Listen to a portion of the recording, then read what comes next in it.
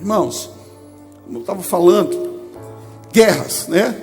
Todas são, nós temos frentes de batalha, nós temos guerras. Enquanto a gente tiver vida, nós vamos para cima. É guerra, é batalha, é luta. E nessas lutas, muitas das vezes, a gente perde, como eu falei. Mas eu quero compartilhar com você que todas essas guerras, todas essas batalhas, existe um ambiente que ela começa. Ela pode ser pessoal, ela pode ser familiar, ela pode ser entre nações, ela pode ser entre empresas, ela pode ser entre denominações, mas existe um ambiente comum a todas elas, aonde ela começa. E sabe onde a guerra começa? Bata assim na sua cabeça, assim, ó, na sua mente. É na nossa mente, é nas decisões. A mente é o terreno fértil que faz com que a gente se movimente, que a gente tome decisões. É na mente. Quando a gente olha para um atleta a gente já percebe ele com uma posição de vencedor antes dele lutar. Muitas das vezes a gente vê o UFC e a gente olha aquele atleta com um olhar de leão, parece um leão assim, sabe? Se você entrar numa batalha com a mente já, sabe, derrotada, com a mente achando que não vai dar, muito provavelmente não vai dar. Em casa a gente tem um hábito muito grande, os 3 meninos, né? Os 2 meninos e a Estelinha. A Estelinha é menorzinha, ela é muito forte, ela busca se defender mesmo. E eu digo sempre para ela, não deixe eles entrarem na tua mente. Não deixe eles entrarem na tua mente. Você tem que vencer na mente. E aí ela cresce, é muito engraçado. E aí eles já aprenderam. Aí eles dizem assim, olha, não adianta, ela não vai deixar entrar na mente dela. Porque ela pega a corda, não é? Aquela coisa assim, às vezes na escola a gente lembra, briga com ele, porque ele pega a corda, se pegou corda, pior fica. Então a guerra é na mente, a gente precisa perceber isso. E qual é a primeira coisa que vem à nossa mente quando enfrentamos guerra? Qual é a primeira coisa que vem à nossa mente quando a gente está enfrentando esses desafios, batalhas, lutas, guerras? Às vezes a gente nem pensa na guerra, a gente só está vivendo, está acostumado. A gente nem passa assim a ser algo intencional, a refletir sobre o momento que a gente está vivendo. Às vezes a gente só luta com as armas que a gente tem, com os recursos que a gente tem, e às vezes sem propósito mesmo, assim, só lutando, vai acorda todos os dias, cumpre a nossa rotina, sabe? E a guerra é tão rotineira que a gente acha que é assim mesmo a vida. E a gente vai vivendo, e vai lutando, e vai passando, mas às vezes a gente não tem força para lutar. Às vezes a gente a gente precisa de um ombro amigo, a gente precisa de alguém do nosso lado, abraçando, colocando o ombro, ouvindo. Às vezes a gente não tem força para lutar. Eu não sei você, mas sabe de uma coisa? Dificilmente nós entendemos que a guerra, as lutas, elas fazem parte do processo, da caminhada, e que tem a ver com o processo, com o propósito. Dificilmente a gente, quando avalia sobre guerra, sobre as lutas que a gente está passando, a gente faz uma autoavaliação. Normalmente a gente culpa alguém, responsabiliza alguém, ou às vezes até a atitude nossa. Mas a gente, às vezes, dificilmente, a gente para e pensa, que propósito? Por que eu estou vivendo o que eu estou vivendo? Por que está acontecendo essas coisas? Por que as notícias são ruins? Qual o propósito disso? Normalmente a gente vai passando na guerra, até vence algumas lutas, algumas batalhas, mas as lições a gente não tira. A gente acha que é comum, e é isso mesmo. Então eu quero realmente trazer a cada um de nós aqui nessa noite, porque essa semana eu passei uma luta absurda, e eu já chorei tanto aqui com os louvores. Mas o Senhor, Ele nos dá vitória. O Senhor, Ele nos dá vitória em meio à guerra. O Senhor nos sustenta. Ele é o nosso sustento. Satanás, ele não consegue vencer uma batalha se a nossa mente está blindada, está escondida. O Senhor, Ele nos fortalece, Ele nos faz ser gigante, porque Ele nos esconde. Satanás, quando olha a gente, antes dele atingir isso, ele vê, nós estamos debaixo das asas do Altíssimo. Nós estamos escondidos debaixo das asas, Ele não consegue nos atingir, nos tocar. Nós passamos até por aflições, por tribulações, mas não desce para o nosso coração. Nós mesmos diante da guerra nos sentimos um gigante, porque o Senhor, Ele nos fortalece, Ele nos guarda, Ele nos sustenta. A Bíblia fala aqui em João 16, 33, Jesus, Ele avisou exatamente sobre as aflições. E a Bíblia diz aqui, eu lhes disse essas coisas para que em mim vocês tenham paz. Neste mundo vocês terão aflição. Nesse mundo vocês terão aflição. Contudo, tenham ânimo. Eu venci o mundo. E eu fiquei pensando no grego, no aramaico, no hebraico, no aico, o que for. O que significa aflição? Significa aflição. E o que simboliza isso? Sentimento de persistente dor física, moral, ânsia, agonia, angústia. O Senhor está dizendo nesse texto que havia momentos na nossa vida que nós estaríamos angustiados, estaríamos aflitos, estaríamos sentindo ansiedade. Talvez isso seria algo persistente, rotineiro, que até traz dor física. O Senhor está dizendo isso. Ele disse: eu lhes disse essas coisas para que em mim vocês tenham paz. Ele já começa dizendo aonde está a solução para essa aflição, para essa luta, para essa ansiedade, para essa dor. Ele diz: em mim vocês tenham paz. Em mim vocês tenham paz. Onde está a fonte de todas as guerras? Tudo inicia na mente. Tudo inicia na mente. É o primeiro campo de batalha. Se você perceber isso, observe bem, Lagoinha. Se você perceber que o primeiro campo de batalha é exatamente a nossa mente, a sua postura como guerreiro vai mudar a partir de hoje. A partir de hoje. A minha intenção é exatamente despertar a igreja do Senhor, para que a igreja se levante, porque a batalha, a vitória, ela está dependendo exatamente da postura que eu vou ter diante do desafio. Quando nós olhamos para Davi, quando a gente vê lá os filisteus, lá com o seu gigante Golias, desafiando o povo, o exército de Israel, a gente percebe que eles ficaram amedrontados, porque viram o tamanho do gigante. Mas Davi foi lá e disse assim: quem é esse que desafia o meu Deus? Ele não olhou, ele não se amedrontou diante de um gigante. Ele tinha um relacionamento com Deus. E a gente vai falar um pouquinho mais na frente sobre Davi. Mas o importante é a gente saber que primeiro a guerra, ela começa na nossa mente, é o campo de batalha. Tiago 4:1 diz assim: de onde vêm as guerras e contenda que há entre vocês? Não vem das paixões que guerreiam dentro de vocês? A palavra do Senhor está dizendo que as paixões que guerreiam, os sentimentos que estão aí em guerra dentro do nosso coração, dentro da nossa mente, é isso que desse lugar é a origem da guerra. Provérbios 4:23 diz: acima de tudo, guarde o seu coração, pois dele depende toda a saída da vida. Devemos guardar o nosso coração, a nossa mente, porque dele depende toda a saída da vida. Quando nós estamos já derrotados mentalmente, a nossa mente está fraca, a nossa mente está fragilizada. O que momento a gente vai, sabe, como a gente sair, como a gente enfrentar um desafio, se na nossa mente a gente já não consegue comandar, não consegue, porque é da nosso cérebro, é da nossa mente que saem os comandos. Mas sabe de uma coisa? Eu me lembrei aqui o apóstolo Paulo, dizendo: não vivo mais eu, mas Cristo vive em mim. Eu não sei eu e você, mas para vencer a guerra nós precisamos morrer, para que o Espírito Santo de Deus tome de conta da minha vida, dos pés até o fio da cabeça, porque independente da guerra, a minha mente está fortalecida, eu estou escondido, e eu não vou mais viver por mim mesmo, mas Ele vive em mim. Então as guerras não são minhas, são dEle. As guerras são dEle. Se Ele nos dá vitória, se as guerras são deles, não são minhas, se a guerra é dele, não é minha, Ele vai nos dar vitória. Mas a gente precisa compreender que existe um ambiente e uma decisão que eu preciso, um ambiente que eu preciso acessar e uma decisão que eu preciso tomar. Eu reconhecer que tudo está na minha mente, a decisão está na minha mente. Esse conflito que você está vivendo está dentro de você. E hoje você pode ser liberto dele. O peso está dentro de você e depende de você, porque o Senhor, Ele disse que nós teríamos paz mesmo diante das aflições.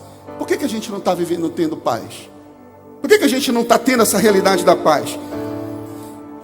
E aí, caminhando aqui, será que a gente vence todas as guerras? Será que o crente vence todas as guerras que batalha? É uma pergunta que a gente precisa fazer. Olhando para você, você tem vencido todas as batalhas, todas as guerras, melhor dizendo, que você entra. E tem guerra que a gente entra que nem era para a gente entrar. Tem disputa que a gente vai, Tem batalhas que a gente vai, que o Senhor não deu direção para a gente entrar. Isso nem está aqui no sermão, mas eu me lembrei agora, o Espírito Santo de Deus está aqui, Ele direciona, irmãos, igreja do Senhor, entre em batalhas que o Senhor te mandou entrar. A batalha que o Senhor não te mandou entrar, talvez seja isso o resultado das derrotas que você tem tido. E você tem ao longo da vida tomado tantas decisões sem consultar o Senhor, porque quando a gente olha para a história do povo de Israel, antes de entrar nas batalhas, eles perguntavam, eles consultavam a Deus. Mesmo Davi, aquele que era segundo o coração de Deus, qualquer rei, ele perguntava para o Senhor, consultava os profetas antes de entrar nas guerras. Tem batalha que você está vivendo que o Senhor não te mandou entrar, mas hoje o Senhor te atraiu aqui para mudar a tua realidade, para despertar, para sacudir você e dizer: sai desse cativeiro, sai desse ambiente, tome a decisão hoje. Mas a pergunta é essa: será que a gente vence todas as guerras que a gente entra? Quando a gente vê em Gênesis 17, Deus deu uma promessa a Abraão e disse que faria paz de nações, e de fato fez. Mas observe a vida de Abraão, quanta luta, quantos desafios Abraão teve. Quase perdeu a sua esposa por causa de uma mentira. Quase perdeu seu filho. Na verdade, foi testado o amor que ele tinha a Deus ou o amor pelo filho. Ele não ia perder o seu filho, porque ali havia um teste, havia um limite. Por isso que ele é o nosso pai na fé. Ele teve fé e o cordeiro foi preparado. Mas observe bem, quando a gente vê Isaac, que é filho de Abraão, depois o neto dele conduziu os israelitas ao Egito, e depois eles ficaram 400 anos escravos lá no Egito. O neto de Isaac, filho de Abraão. É guerra. Não era povo, não era uma promessa de Deus. Será que eles venceram esses desafios?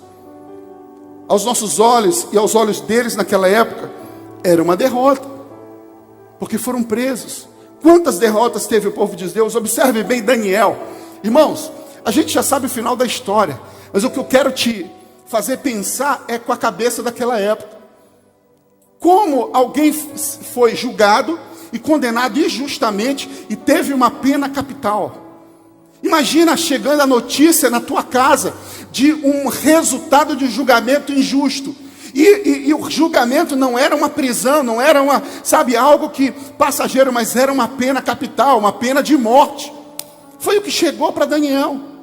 Foi o que chegou para Sadraque, Mesaque e Abednego. Mas observe bem, eles não negaram ao Senhor. Eles se manteram fiel e o Senhor livrou, deu vitória mesmo em meio àquela batalha.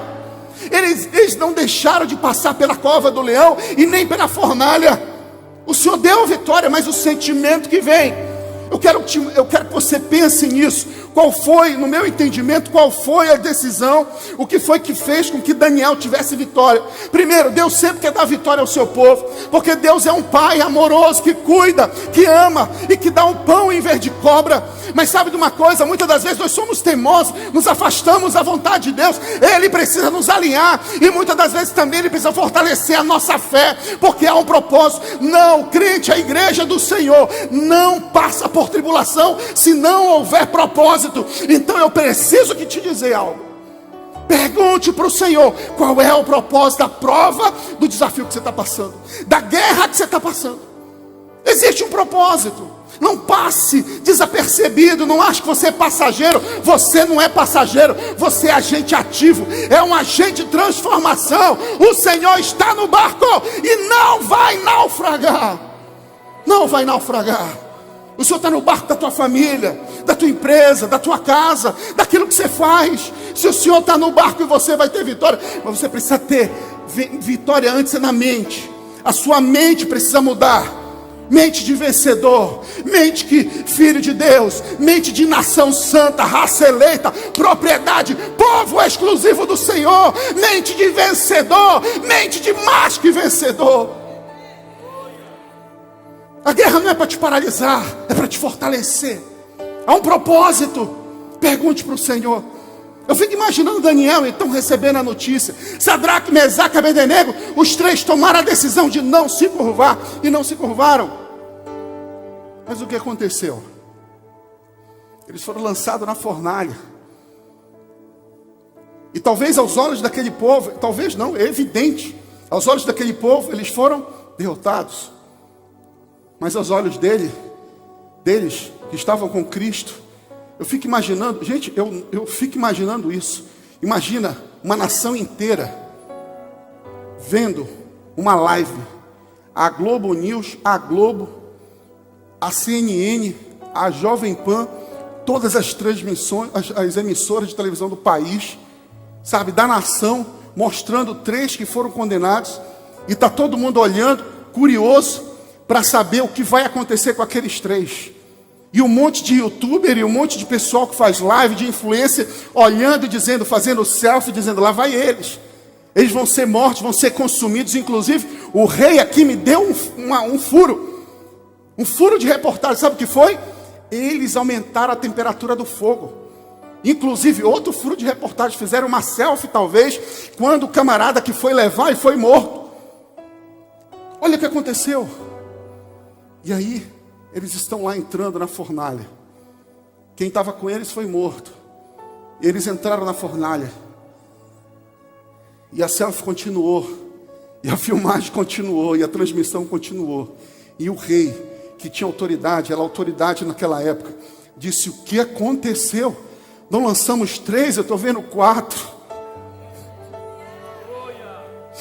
Eu fico imaginando a mente dele, Senhor, nós confiamos em Ti, nós estamos entrando na batalha, mas nós confiamos em Ti, nós estamos nessa fornalha, mas essa chama pode não arder em mim, eu não preciso passar por isso, Senhor, existe algo que precisa ser feito, Senhor, age por nós, eu confio em Ti. Talvez eles estavam cantando lá, com Cristo no barco tudo vai muito bem, sabe, vai muito bem.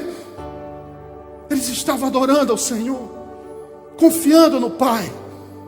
E a gente sabe o final dessa história. Mas eu quero que você sabe o final da história.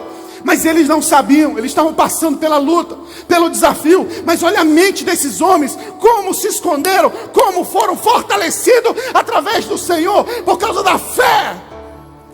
Eles não negaram. Eles se manteram fiel. Assim como Daniel. Assim como também aqueles santos, os cristãos primitivos.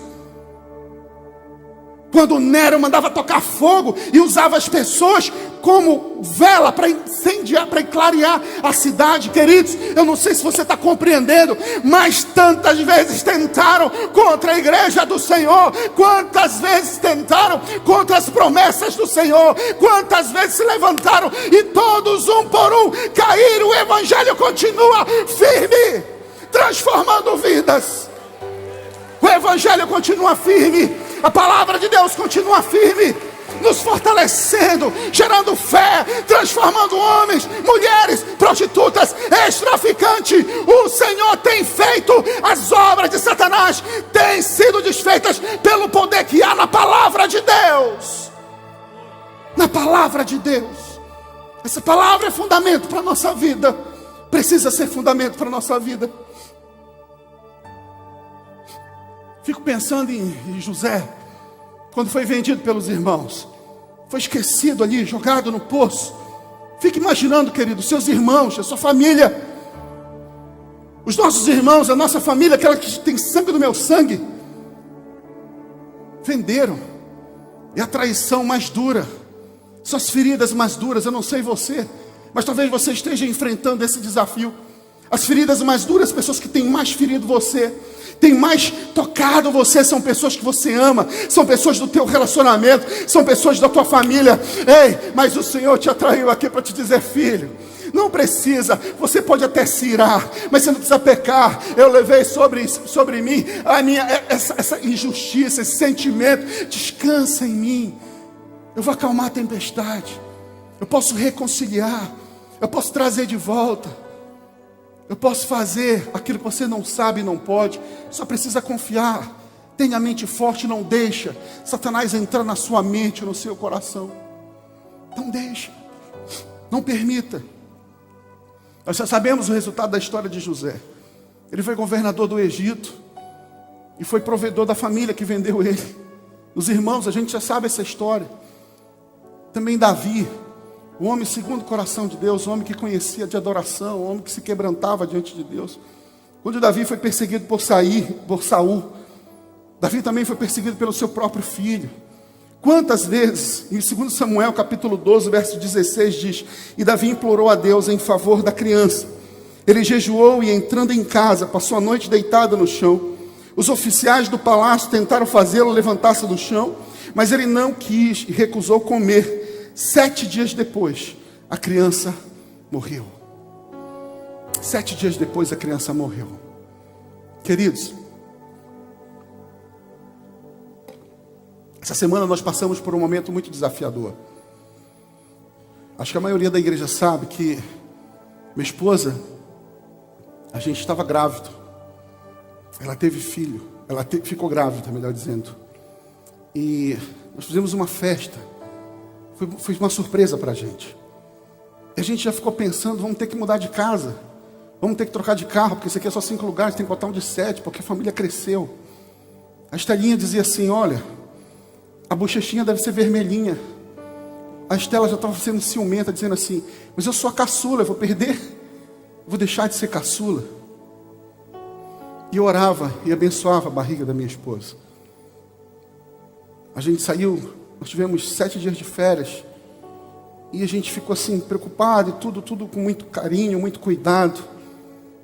Nós estávamos sonhando essa gestação. E de repente, sexta-feira, no final da tarde, ela teve um pequeno sangramento. E a gente ficou assim, mas tudo bem.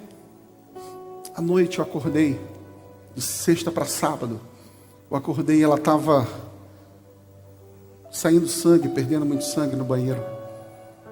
E depois ela deitou do meu lado. De manhã cedo nós fomos para o hospital. E nós fomos para aquele hospital e ali iniciou-se um martírio, uma situação muito difícil. Porque eu nunca vi minha esposa chorando daquele jeito, desesperada, sangrando muito. E a gente pedindo ajuda, sabe, ajuda, a gente às vezes, é só o Senhor para sustentar mesmo. Às vezes a gente está lutando, está em guerra que a gente não consegue nem falar. É por isso que o Espírito Santo de Deus intercede por nós sem a gente, porque Ele entende sobre nós. Ele entende sobre nós. E quando eu cheguei naquele hospital, a gente não conseguiu ser atendido no primeiro. A gente não conseguiu ser atendido no segundo. E a gente foi atendido no terceiro. Uma situação muito difícil. Eu vi minha esposa daquele jeito, gritando, berrando. Ela puxava os cabelos de dor. E sabe o que é incrível? Eu não estou contando uma situação aqui, dizer assim, foi pego de surpresa. Não. Porque na quinta-feira o Senhor tinha me dado uma palavra.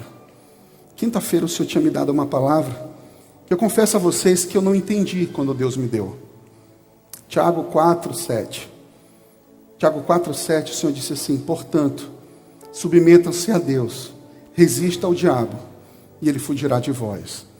E quando eu estava no hospital, assim, buscando socorro, buscando uma solução para aquilo, e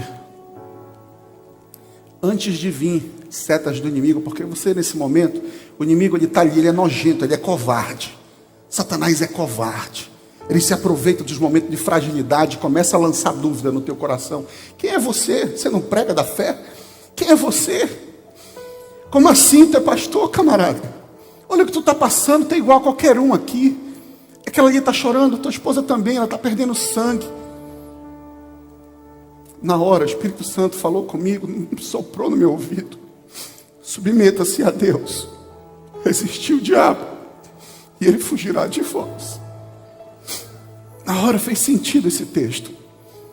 Eu comecei a perceber, parece que o Senhor pegou na minha mão assim, de seu filho.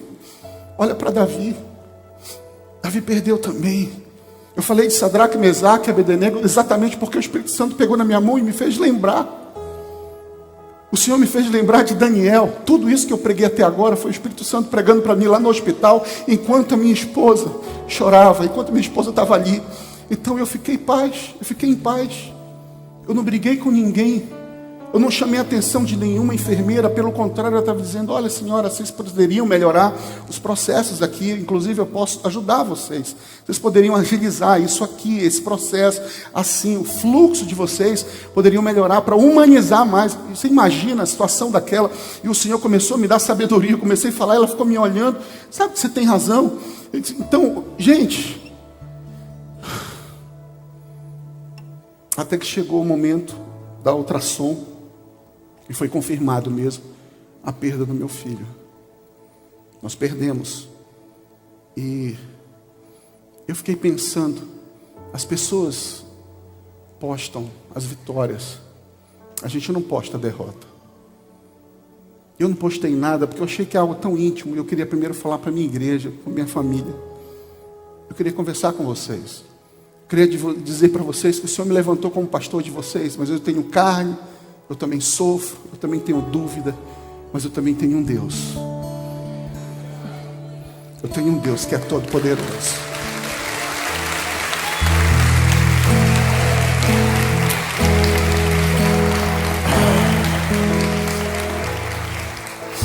Submetam-se a Deus. Resistiu o diabo. Resistiu o diabo. Ele vai fugir. Em momento algum eu blasfemei. Em momento algum eu não pensei assim, não vale a pena. Em momento algum. Nem quando eu rapidinho fui lá em casa só para trocar de roupa, almoçar. E já era quase 5 da tarde. E a Estela chegou e olhou para mim: cadê o neném? Cadê o neném? Nasceu o neném? E eu fiz uma cara de assim: ô minha filha, a gente combinou de falar para eles ao mesmo tempo. Quando a gente chegasse em casa. E a gente dormiu bem, você sabe. Ela passou a noite no hospital, eu estava com ela. Maridos, honrem as suas esposas. Amem as suas esposas. Eu acho que a mulher, ela tem um sofrimento, algo tão assim. A gente precisa honrar as mulheres. Amar como Cristo amou a igreja e se entregou por ela. A gente precisa honrar as mulheres, cuidar das mulheres, proteger as mulheres. A minha esposa estava ali desesperada, mas eu fiz tudo para ela se sentir protegida. E o Senhor estava me protegendo. O Senhor estava me animando, me segurando. E em momento algum, eu tive, sabe assim, e agora? Onde tu estás, Deus? Eu sabia que o Senhor estava lá. Gente, é incrível. Eu não sei se você consegue discernir o que eu estou falando. Mesmo em meio à guerra, você tem paz. Mesmo em meio ao sangue, a um desespero, ela estava com dor. Mas quando passou a dor, passou. Alguém chegou lá, a gente chegou no 3º hospital, e alguém chegou lá, fez um atendimento nela, fez um procedimento lá, passou a dor. Quando eu fui ver, ela estava tranquila, serena. A perda da criança, ele está lá no céu. Um dia nós vamos ver. Eu fiquei lembrando, Satanás é muito sujo, é muito sagaz, é muito oportunista, muito nojento. Ele ficou lembrando assim: olha, você trabalha com existir, você trabalha com aborto, olha o que está acontecendo com teu filho. Se o Espírito Santo de Deus não proteger a nossa mente, queridos, nós vamos paralisar. Nós vamos paralisar. Mas o Senhor deu vitória. O Senhor deu vitória. Porque quando o Senhor, eu estava com a mente titubeante, eu me lembrei desse texto: submeta-se a Deus. E veio o texto de Romanos 12, 2. Não se amoldem ao padrão deste mundo, mas transformados pela renovação da sua mente, para que sejam capazes de experimentar e comprovar a boa, agradável e perfeita vontade de Deus. Eu não poderia reagir de acordo com o padrão humano, com o padrão do mundo. Eu tinha que reagir com fé, com obediência. E foi assim que o Senhor me fez reagir. 1 Tessalonicenses 5,18 diz: deem graças em todas as circunstâncias, pois a vontade de Deus para vocês em Cristo Jesus. Essa é a vontade de Deus para todos nós em Cristo Jesus. 2 Coríntios, o Espírito Santo de Deus foi falando. 2 Coríntios 10, 3 diz: pois embora vivamos como homens, não lutamos segundo os padrões humanos. As armas com as quais lutamos não são humanas, ao contrário, são poderosas em Deus para destruir fortalezas de Satanás.